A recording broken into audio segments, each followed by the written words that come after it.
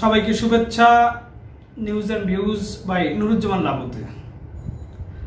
আপনারা সকলেই জানেন বাংলাদেশে আজ দুজন জ্যেষ্ঠ সাংবাদিককে গ্রেপ্তার করেছে পুলিশ বলছে ময়মনসিংহের ধোবাউড়া সীমান্ত দিয়ে ভারতে পালিয়ে যাওয়ার সময় স্থানীয় লোকজন তাদের আটক করেছে।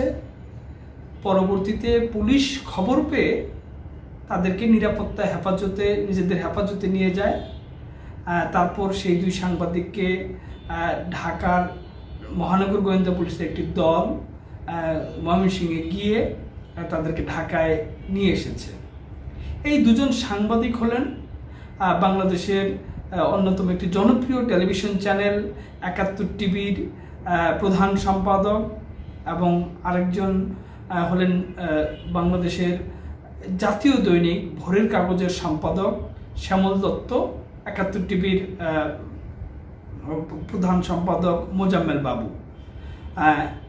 এই দুজনকে ছাড়াও এর আগে বাংলাদেশে আরও দুজন সাংবাদিককে ইতোমধ্যে গ্রেপ্তার করে তাদেরকে কয়েক দফা রিমান্ডের পরে জেল হাজতে প্রেরণ করা হয়েছে। আর এই যে নতুন করে দুজন গ্রেপ্তার হলেন, এর মধ্যে শ্যামল দত্ত, যিনি জাতীয় প্রেস ক্লাবের সেক্রেটারি ছিলেন, তিনি কিন্তু এর আগে আমরা বিভিন্ন গণমাধ্যমে দেখেছি যে তিনি আখাউড়া সীমান্ত দিয়ে দেশ ত্যাগের একটি পরিকল্পনা করেছিলেন, কিন্তু সে সময় ইমিগ্রেশনের কর্মকর্তারা তাদেরকে শ্যামল দত্ত এবং তার পরিবারকে ফিরিয়ে দিয়েছিল। আর ৭১ টিভির যে দুজন সাংবাদিককে এর আগে গ্রেপ্তার করা হয়েছে, ফারজানা রূপা এবং তার হাজব্যান্ড শাকিল আহমেদ, তারাও কিন্তু বিমানবন্দর দিয়ে দেশ ত্যাগের চেষ্টা করেছিলেন।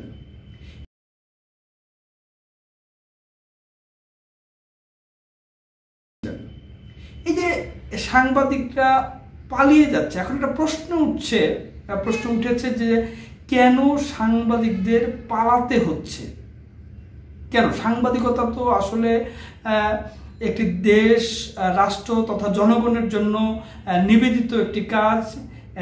ন্যায় ও নীতির পক্ষে কথা বলাই তাদের কাজ, সত্য প্রকাশ করা তাদের কাজ, অন্যায়ের বিরুদ্ধে কলম হাতে নিয়ে লেখা তাদের কাজ। তাহলে এই যে ৫ আগস্ট পট পরিবর্তনের পর, ছাত্র জনতার বিপ্লবের পর যে নতুন অন্তর্বর্তী সরকার হয়েছে, সেই সময়ে কেন সাংবাদিকদের পালাতে হচ্ছে? আমরা জানি যে আরও বেশ কয়েকজন সাংবাদিক, অনেকেই সিনিয়র সাংবাদিক, অনেকেই ইতিমধ্যে দেশ ছেড়ে চলে গিয়েছেন, কেউ আত্মগোপনে রয়েছেন, অনেকে দেশে থাকলেও একদম চুপচাপ নিশ্চুপ নীরব ভূমিকায় অনেকটা আত্মগোপনে রয়েছেন। কেন সাংবাদিকদের এই দুরবস্থা? আসলে বাংলাদেশে যদি বলা হয়ে থাকে যে বাংলাদেশে ২০০৬ সাল পর্যন্ত সাংবাদিকতা করার, মানে যেটা সাংবাদিকদের কাজ, সেই সাংবাদিকতা করার সময় ছিল ২০০৬ সাল পর্যন্ত। তখনও কিন্তু সরকার থেকে বা রাষ্ট্রের ঊর্ধ্বতনরা এই সংবাদ পরিবেশন নিয়ে এত বেশি প্রেশার বা সরকারের চাটুকারিতা, যেটা এখন একটা প্রচলিত শব্দ হয়ে গেছে, যে অনেক সাংবাদিকরা চাটুকারিতা করেছেন, সেইটা কিন্তু ২০০৬ সাল পর্যন্ত আমরা দেখিনি। আমরা প্রথম এই রাষ্ট্রীয় বিধিনিষেধ বা আরোপিত প্রবলভাবে মানে নিয়ন্ত্রণ করার, গণমাধ্যম নিয়ন্ত্রণ করার বিষয়টি আমরা দেখেছিলাম ১/১১ সরকারের পরে। বিশেষ করে মিলিটারি ব্যাগ যে তত্ত্বাবধায়ক সরকার তখন ছিল, ১/১১ সরকার, তখন কিন্তু বাংলাদেশের যে মিলিটারি গোয়েন্দা সংস্থা ডিজিএফআই থেকে নানান খবর, কথিত খবর, সেই খবরগুলো খবরের মতো করে বিভিন্ন গণমাধ্যমে পাঠিয়ে সেই সব গণমাধ্যমের সম্পাদকদেরকে প্রেশার দেওয়া হতো তা ছাপানোর জন্য।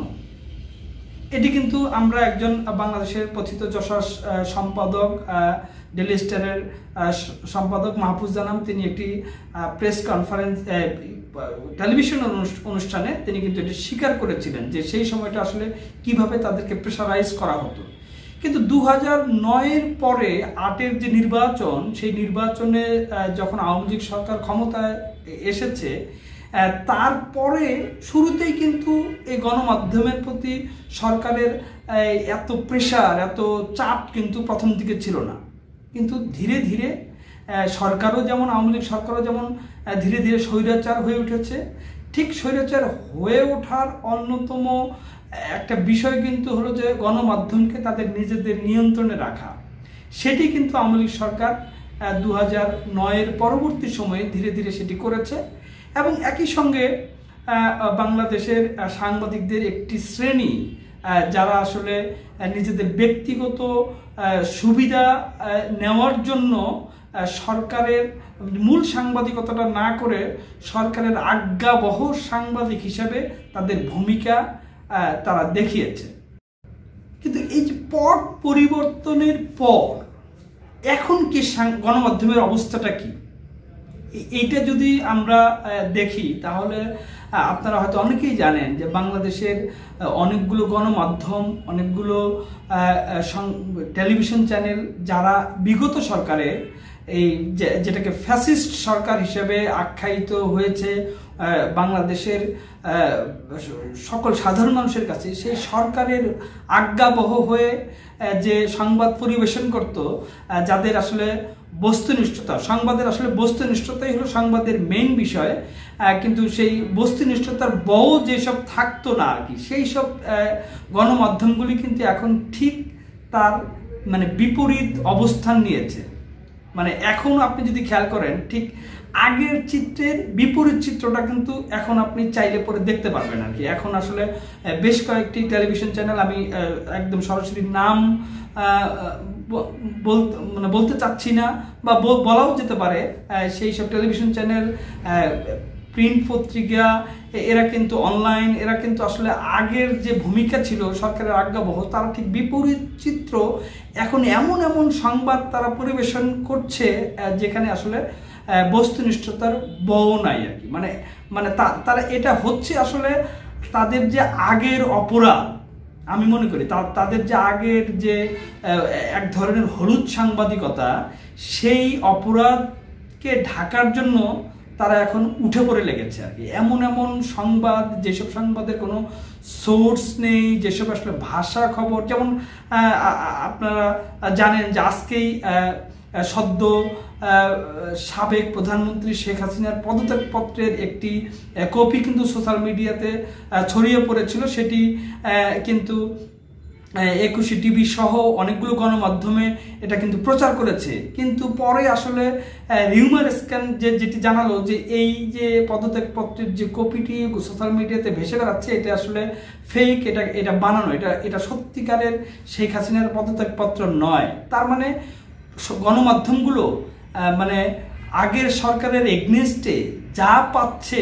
সোশ্যাল মিডিয়াতে, যেসব প্রচলিত বিষয় পাচ্ছে, সেটি নিয়ে একটি সংবাদ প্রকাশ করে ফেলছে আর কি। এটি তো আসলে সাংবাদিকতার মূল নীতি না আর কি। সাংবাদিকতা অবশ্যই আপনাকে করতে হবে হলো cross check, double cross check করে নিশ্চিত হয়ে তারপর যে কোনো সংবাদ আপনি পরিবেশন করবেন।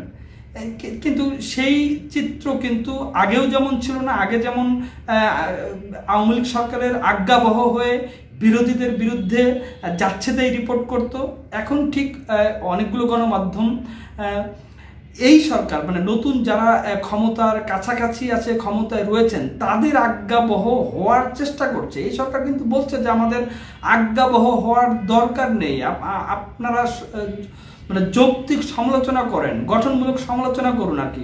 গণমাধ্যমের সম্পাদকদের সাথে প্রধান উপদেষ্টা কিন্তু বলেছেন যে আমাদের সমালোচনা করুন, আমাদের ভুলগুলো ধরিয়ে দিন।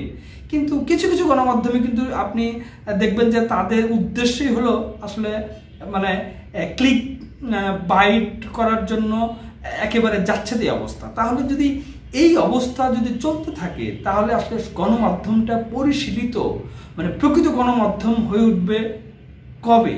আর কেনই বা এই সাংবাদিকদের মানে পালাতে হবে? এই যে বলছি যে একই সঙ্গে আরেকটি বিষয় আপনাদের সঙ্গে যোগ করি, যেটি হলো যে আগে একটা মানে প্রবণতা ছিল যে সাংবাদিকদের মধ্যে একটা শ্রেণী ছিল যারা আওয়ামী পন্থী, একটা শ্রেণী ছিল বিএনপি জামায়াত পন্থী, ইভেন আমাদের যে সাংবাদিক ইউনিয়ন সেটি দুভাগে বিভক্ত ছিল, আওয়ামী পন্থী বিএনপি পন্থী। প্রেস ক্লাবের যারা নিয়ন্ত্রণ করতেন তারা আওয়ামী পন্থী ছিলেন, এখন যারা নিয়ন্ত্রণ করছেন তারা বিএনপি জামায়াত পন্থী বলে পরিচিত। এই যে পন্থী, এই সাংবাদিকতা, এই পন্থীটা কেন আসবে? সাংবাদিকতা তো আসলে পন্থী হওয়ার কথা না, সাংবাদিকতা তো মহান পেশা। এটা তো আসলে আপনি অন্যায়ের বিরুদ্ধে বলবেন, যৌক্তিক সমালোচনা করবেন, ভুল ধরবেন, ক্ষমতাকে প্রশ্ন করবেন, জনগণের কথা বলবেন, মানুষের পক্ষে কথা বলবেন, গণমানুষের পক্ষে কথা বলবেন, সত্য প্রকাশ করবেন। আপনি কেন পক্ষপাত দুষ্ট হয়ে সংবাদ পরিবেশন করবেন? কিংবা আপনি যদি কোনো দলের যদি অ্যাক্টিভিস্টই হন তাহলে আপনার সাংবাদিকতা করার প্রয়োজনটা কি? কেন আপনি সাংবাদিকতা করছেন? কেন আপনাদের মতো কয়েকজন সাংবাদিক, গুটি কয়েক সাংবাদিকের জন্য গোটা সাংবাদিক সমাজ কেন এত হেয় প্রতিপন্ন হচ্ছে? এখন তো সাংবাদিকের প্রতি মানুষের আস্থা নেই বললেই চলে, মানে প্রায় জিরোর দিকে চলে যাচ্ছে। মানুষ এখন সাংবাদিককে পরিচয় পেলে গালমন্দ করেন যে আপনারা আসলে ফ্যাসিস্ট সরকারের দোসর ছিলেন। এখনো যদি সেই প্রবণতা থাকে, এখনো যদি আপনি আজ্ঞাবহ হয়ে একটি দলের পক্ষ হয়ে যদি আপনি কাজ শুরু করেন, সাংবাদিকতা সাইনবোর্ড নিয়ে এই কাজ করেন, তাহলে আসলে মানে আবারও তো আপনাদেরকে জনগণ আবারও গালাগালি করবে। এবং যদি কখনো পট পরিবর্তন হয় আবারও, আপনারা কি ভেবে দেখেছেন যে আপনাদেরও কিন্তু এরকম পালাতে হবে? একজন সাংবাদিক বড় ভাই যেটি বলছিলেন যে প্রকৃত সাংবাদিককে কখনো পালাতে হয় না, সেটি আসলে মূল বিষয়। যদি আপনি প্রকৃতই সাংবাদিকতা করেন তাহলে কিন্তু আপনাকে পালাতে হবে না, আপনাকে সীমান্ত পেরিয়ে যেতে হবে না, পট পরিবর্তনের পর আপনাকে দেশ ছেড়ে যেতে হবে না, আপনার প্রতিষ্ঠান ছেড়ে যেতে হবে না, প্রতিষ্ঠান থেকে আপনাকে কেউ চাকরিচ্যুত করবে না যদি আপনি প্রকৃত সাংবাদিকতাটা করেন। আমরা চাই যে গণমাধ্যম, যে সংস্কারের দাবি সারা বাংলাদেশে উঠেছে, গণমাধ্যম সংস্কার হোক, গণমাধ্যমে বস্তুনিষ্ঠতা ফিরে আসুক, পেশাদারিত্বটা ফিরে আসুক, কোনো দল মত নির্বিশেষে সত্য প্রকাশ অব্যাহত থাকুক। সবাইকে ধন্যবাদ।